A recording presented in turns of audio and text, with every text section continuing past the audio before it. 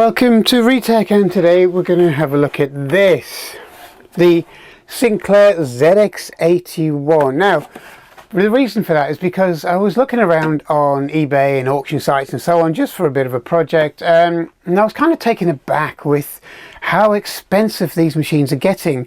Not just the ZX81, their prices are fairly stable, but they've risen a lot in the last few months or so. Now, about a few weeks ago, prices were dropping. They were coming down on the kind of retro market, and I think that was because of the recession, which you can't say that word in some countries because it doesn't exist. But whether or not the word doesn't exist, the facts are there, and it seems to be a worldwide thing, and it's hitting prices of hobbies and cars and fuel and all the kind of rest of the stuff that goes along when people are into a little bit of a recession. So prices started to drop. Now, I was looking around for one of these, well, not specifically one of these, but a project, and I noticed how much they're creeping back up again, and they've crept up remarkably in the last few weeks. So it seems like the retro market from a collector's point of view is becoming very, very lucrative, which I hope doesn't push out the hobbyist, because there's two different kind of arenas on there. There's the hobbyist who wants to do something with them and fix them, and there's the collector who kind of wants to collect them as an investment. Well, a lot of them do. Some don't, but a lot of them do. So anyway, I was looking around and I saw one of these. There's plenty of adverts for Sinclair ZX81s out there, and I came across this machine. Now, this machine, I decided to buy it because it wasn't that expensive, and it was broken. It was put down as not working, but it was tested, which is unusual. Normally they say untested, which means you really have not much of a chance of fixing it most of the time.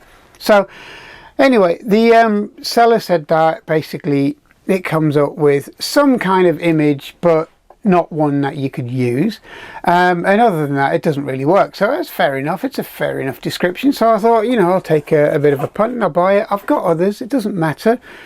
The case is in remarkable condition. It's still got the red logo on it. It's still pretty much unmarked with its original membrane keypad there, and it came with this, which was a bit bizarre, which is the 16K RAM pack, which has a few marks on it, but it's the USA version, so it's really not going to work with the PAL version of a ZX81. I would be very, very surprised if it actually did anything, so I'm not counting that anyway, because that just came with the machine. So anyway, this machine doesn't work. Apparently it just doesn't do anything apart from display kind of a wavy kind of random screen, which is not what you'd expect.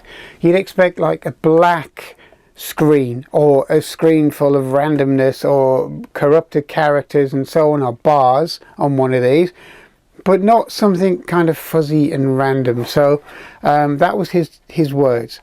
But looking at the back of it, it has been taken apart. It's missing some rubber feet, so it's not usually a very good sign when all 4 feet are missing, and I think the case is already a little bit on the loose side. So what I'm going to do is I'm going to take a deep dive into repairing the granddaddy of the computing age, really, the ZX81, the machine that really started it all for a lot of people, mainly because of its price. A machine that could effectively be bought for around about £50 back in the 1980s. That's if you wanted to build it yourself. So let's take a look at a ZX81 and see what's wrong with it. Okay, so the first thing we're going to do is really to take this thing apart. It's missing its feet anyway, so it shouldn't take too long. There's only 4 screws, and it's just a case of undoing the 4 screws in the corners. So while we're taking the lid off, we're going to have a quick look and see why this machine was so special, especially back in the early 1980s. We're going to have a quick look at some of the adverts for this machine.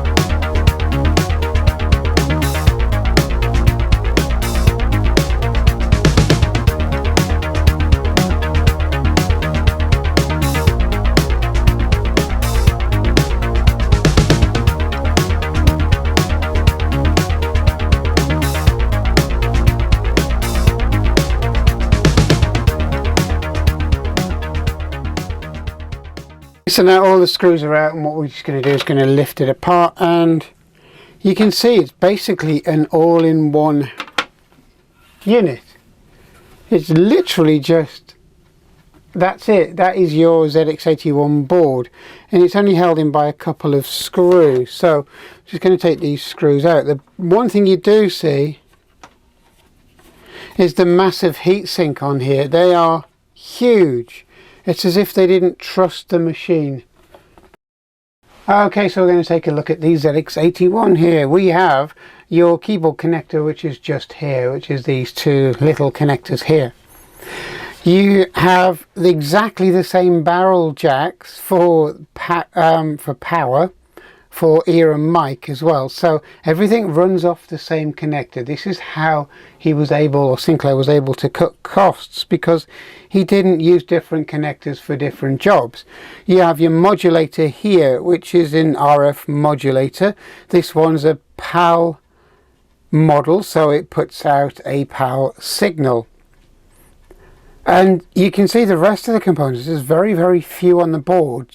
Now you also have a socket here, which is IC4B here, which is unpopulated on most of the PAL models, because these PAL models came with 1 kilobyte of RAM, and that was it. So basically, if you had some of the 2K models, you may find that this was populated, but you'll also find that on some of the 1 kilobyte models as well, you have 2 ICs making up the 1 kilobytes of memory, which is why in the United States, the Atomic Sinclair 1000 did not have a 4 chip or a 4 IC count on the board, which was a big selling point for the ZX81 at the time. The ZX81 generally had 4 ICs on the board.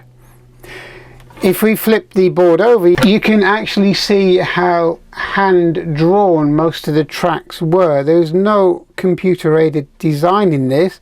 This was literally a hand-drawn board. And it's, you know, this and the ZX80 were kind of considered by many, virtually, for want of a better term, pregnant calculators. They did a lot more than a calculator, but they were basically based around a calculator. So really, when you think about it, Sinclair went from calculators, which he was one of the first companies to do pocket calculators, all the way through to the MK14, which was again calculator based, and then onto the ZX80 and 81. There's not really a massive amount of difference between the 80 and 81 in what it does, how it performs, and everything else that the machine can actually do, but there is in its chip count. So this is it. So I'm not even going to power this machine on until I've had a look at it, because from what I can tell, there's nothing wrong with the board. All of the resistors, the caps, the regulator seems in good condition. The heatsink, I mean, the regulators very rarely go, mainly because of the size of the heatsink, even though they do generate a lot of heat. Everything else on this board seems fine, so I'm going to have a look at why there might be an output. It could be something as simple as this. This isn't tuned in correctly, or basically one of the potentiometers has been messed with. So that's my first port of call. So I'm going to take this top off of here, and it's a little, they're a little tight, and they do tend to, there you go, tear your fingers on the edges of these sharp bits of metal, so be very, very careful. So I'm having a look inside of it, and it kind of seems like, to me, that here, I'll just bring it to the camera,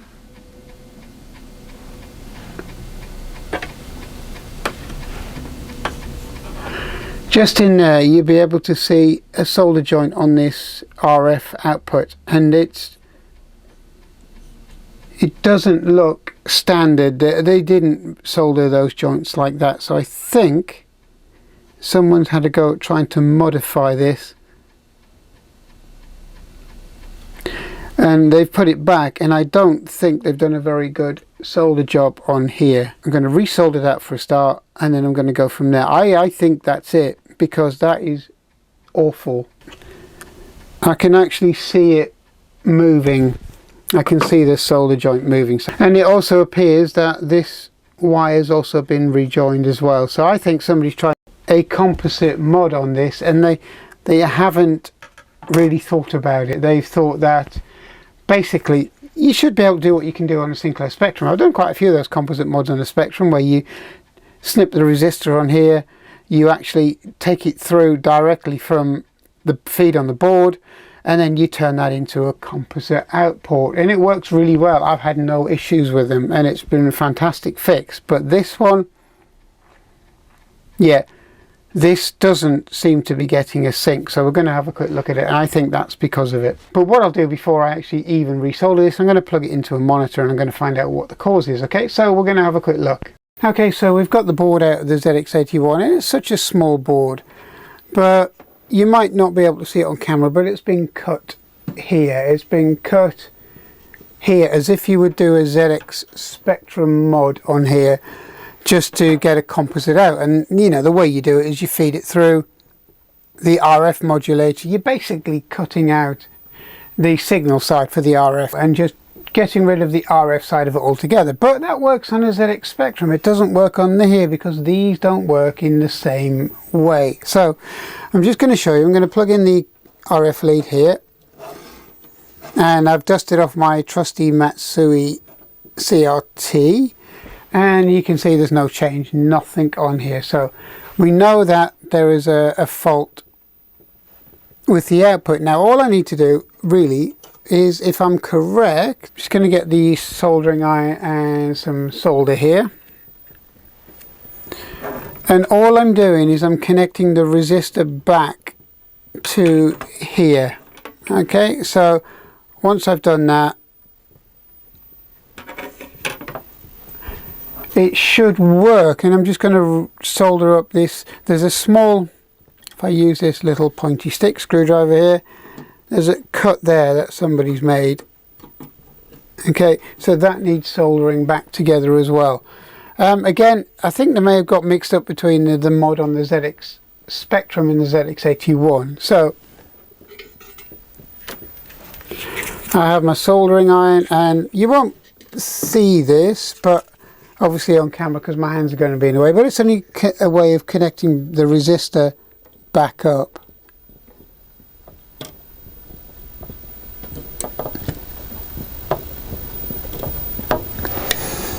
Okay, and then I'm just going to connect this up as well.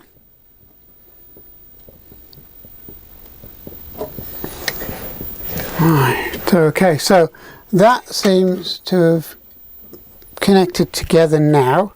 So all I'm going to do is I'm going to then connect it all back up. I'm going to move the camera slightly so you can see what's going on with the screen, and hopefully it'll power on and we'll have a working ZX81. So let's have a quick look at how it kind of works together. Now hopefully this is going to be a really quick fix. I kind of suspected this as soon as I saw what was going on in the top, because everything on this board's socketed, and it's an issue 1 board. Ow, it's an issue 1 board that's still warm. And basically everything's socketed in here, which is quite nice. It's quite nice to see the hand-drawn traces on here. It's like something we used to do when I was at college. We used to hand draw traces on PCBs, which is quite nice. It's quite nice to see it. So really, it's a very good way of producing a computer. It's uses a minimum of components. I mean, absolute minimum. You've got your power era mic sockets, and they're all exactly the same. They're all the same jack. And in the manual, it doesn't matter if you plug the power into the wrong jack on here, because they're protected. So you can plug your 9-volt power supply into the ear or mic socket and it won't do any harm. It's just gonna not do anything until you unplug it and start again. So the power one again is the same jack. The ear and mics all the same 3.5mm jacks. The components on here is just what you could have ordered out of the RS catalogue at the time. They're basically standard off-the-shelf components. with the only major one being the ULA, and the ROM. Obviously the ROM was kind of really based around the 9 tiles ROM, or both of the machines were, the ZX81 and the ZX Spectrum. The ZX Spectrum had a slightly expanded ROM, but it was basically the same. So again, very convenient way of doing things, and a very, very well thought out way of cost saving. And that's how they produced the ZX81 for roughly half the cost of the original ZX80. So it's a great bit of thought behind this model. So let's get it all connected up and let's have a quick look and see what it does. Okay, so we're going to plug the board in, and we're going to hopefully see a little bit of, well, there's a bit of a picture there. Okay, you might not be able to see it, but there is a picture. So what I'm going to do is I'm going to just tune it in a little bit with this. Hopefully, still needs to be a bit of a tune. Let's see if we can get the picture in the corner. Okay, I've finally got a decent picture. So what we're going to do is we're going to just move the camera, and we're just going to show you what it looks like. Okay, so we have a nice clear image. The CRT is not doing it much justice, so I'm going to swap it from the CRT to the flat screen, and we'll see if we get a decent picture out of a flat screen TV. It looks on here, it looks nice enough to be able to do that because it's a very, very clear picture. So here we have the ZX81 with the put together RF port. Basically, if you're going to composite mod one of these, be very careful, because the issue 1 boards don't react very well to a composite mod. What happens is you get either a very dark picture like this, or you get just fuzzy, wavy kind of screen, even on a CRT, like the one you saw earlier in the video. Now, this is running on a CRT, so the CRT is kind of struggling a little bit because it's not really designed for RF. But as you can see, it's clear enough. So if I just do a quick, simple, basic program.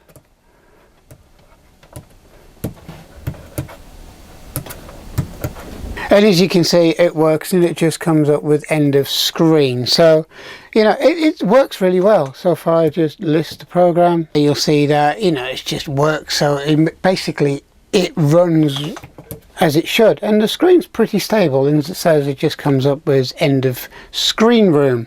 And this is just on a 1K ZX81. Now I have a RAM pack for this, but it's notoriously rubbish. It does wobble around, and that was the problem with one of these machines. But my original machine, my original ZX81, basically came with me absolutely everywhere, and it was used every day for a very, very long time, until I got my 32, Dragon 32, then my Acorn Electron. Then eventually I moved over to the 16-bit platforms, but I always have a bit of a soft spot for one of these. But without having the chance, when you're 11 years old, to go out and get a ZX81, a computer, for, you know, not a lot of money, but it was then, when you think about it, it was kind of equivalent to about £300 today, in today's money. I would never have got a start in this, and it would have never have been a career, and it would have never have been a hobby, and it would have never been able to pass this on to other people, such as you know, what I'm doing through this channel, and also what I'm doing to Marcus, because he's desperately interested in this kind of thing. So yeah, this Sinclair ZX81 has kick-started a lot of careers. I know for a lot of people, especially in America, these machines are seen as a little bit of a toy, which, you know, in this configuration they kind of are, because they don't have the memory on board. You can't do a massive amount with them and so on. But once you started adding a RAM pack, and then you added a printer, or you added a keyboard for one of these and so on, they became eminently useful, and you know, you could use them for a lot of things that you would normally use a TRS-84, let's say, because the Model 1 was not really much more capable than one of these machines. Although I did like the keyboard, and I did like the fact that you could get it with a monitor, which was a kind of a repurposed television, and it looked a lot more professional at the time anyway, but really the machines are broadly comparable. But you know, it was the era, it was the time. These gave a lot of people a start, and I'm sure it did the same in America when it was the Timex Sinclair 1000 and so on. It gave people a chance. So yeah, I've got a lot of good feeling towards the Sinclair ZX81. But if you're going to composite mod one of these, buy a composite mod kit if you want to go down that route. If you don't want to composite mod it, leave it back to, you know, as an RF machine, because that's what they were designed as. And get yourself a LCD panel. There are plenty of LCD TVs that work with the ZX81, so you know, you do have options. And plus, if you want to get hold of an old CRT, because a CRT TV will definitely work with the ZX81, but they are getting very thin on the ground, working ones with decent signal and a decent screen where the phosphor hasn't burnt away inside and so on. So yeah, this is and now a working ZX81. It will be used because I'm going to do a little bit more on the ZX81 because I've kind of neglected it. So yes, we have a repaired ZX81 here, and as you saw there, it's got a really nice screen on it. And it's not because I don't have one. I've got this one, which is my original ZX81, which has kind of travelled with me all around the country. It's been everywhere from when I was a kid onwards, and as you can see, it's kind of a bit worn in places. It's not as bright on the keyboard, and it's faded a little bit, but that's because it's had a very, very hard life. So it's nice to be able to have a spare that does the job and works just as well. This one really does need a little bit of TLC now. It could do with a new case. It's got residue of stickiness where I had RAM packs bonded onto the back because of the famous RAM pack wobble. So I really do think that this needs to have probably a bit of a refurb and probably a new case, but that's one of the things I'm going to probably look into doing later on. But as far as the other one's concerned, it's really, really good. It's nice to have it running now, and it's nice to use. And what I'm going to do is I'm going to use it for demonstrations, trying out bits of hardware, trying out new bits of software while I actually wait to get the parts to refurbish this one, my original one. I'm not going to go to the kind of ends of changing the case, etc., and making it look like brand new, because it's not. It's got a bit of life behind it. So yeah, I hope you enjoyed that. It was just a brief look at how you can suddenly get intuition when you're bidding on something on eBay or going through, you know, Sell My Retro and all these kind of things. And if you're careful enough and you've got a good idea of what may be wrong with them, you can kind of repair them very, very quickly. This one was just really 10 minutes and a little bit of solder. But it could have been worse. It could have been a lot worse. But, you know, you never know until you try. But I had an inkling that from the description of it being kind of almost black and not solid bars or not a solid black patch, but kind of washed out and greyed, I kind of thought that somebody tried to do a composite mod on these. Don't react well to that. So anyway, that's a quick repair of a ZX81, and there'll be more videos on these to come. So anyway, thanks for watching. Hope you enjoyed this, and I'll see you soon. Thanks a lot. See you. Bye bye.